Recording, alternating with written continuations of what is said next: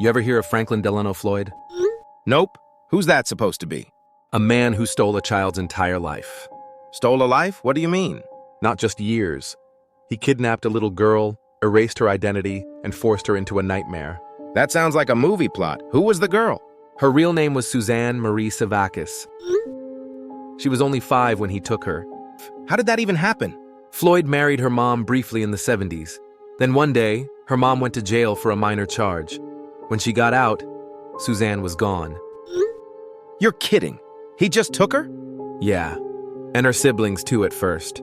But only Suzanne stayed with him. The others ended up back with family. Suzanne vanished into his control.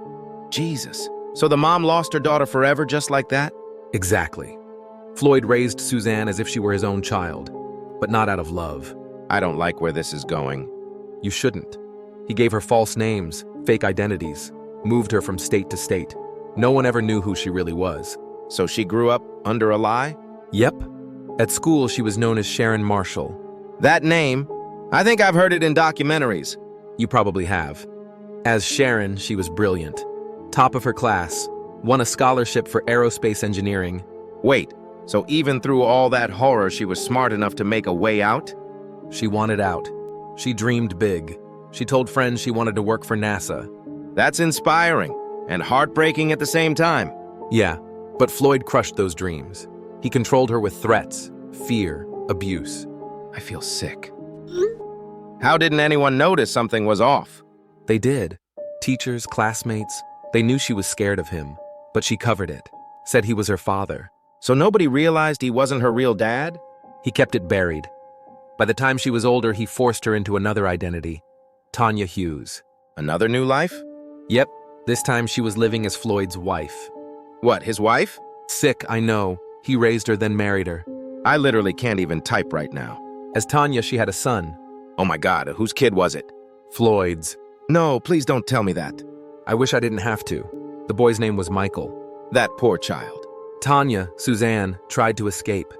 She told friends she wanted to get away from Floyd. She must have been desperate. Yeah, but in 1990, something happened. What? She was found lying on the side of the road. No, don't tell me. Hit and run, they said. She died days later in the hospital. Was it really a hit and run? That's what the records say. But everyone close to her knew. It was Floyd. So he killed her too. He took her future, then her life. What happened to her son? Michael went into foster care. Okay, maybe at least he could be safe? Not for long.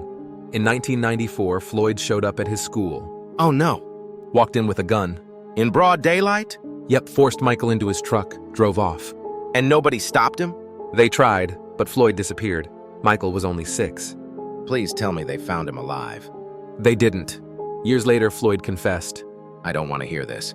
He said he shot Michael in the back of the head, twice. Oh my God. Claimed it was to make it quick. I'm actually crying. That poor boy. This is the worst thing I've ever read. And there's more. How could there be worse? Before Suzanne's death, another woman went missing. Who? A co-worker of Suzanne's named Cheryl Ann Commesso. What happened to her? In 1989, she disappeared. Years later, her remains were found. Let me guess. Floyd. Yep, that's the murder that put him on death row. So he left a trail of destruction everywhere. Exactly. He stole Suzanne, killed Cheryl, murdered Michael. Pure evil. Did Suzanne's family ever find out what happened? Not for decades. For years, she was only Sharon, Tanya, the girl in the picture. They didn't even know her real name? Not until 2014. Investigators used DNA testing. Finally proved she was Suzanne Marie Sevakis. After all that time? Her birth family finally had answers. But it was too late. They lost her as a child and only got her name back after she was gone. Yeah, Floyd died in 2023 on death row. Natural causes. He didn't deserve such an easy death. No. He should have faced every ounce of pain he caused. Suzanne's story, it's haunting. That's why the documentary is called The Girl in the Picture. Her whole life erased. Only photos left behind. And the truth came out far too late. I don't even know what to say. Just remember her real name, Suzanne Marie Sevakis. Yeah, she deserves to be remembered.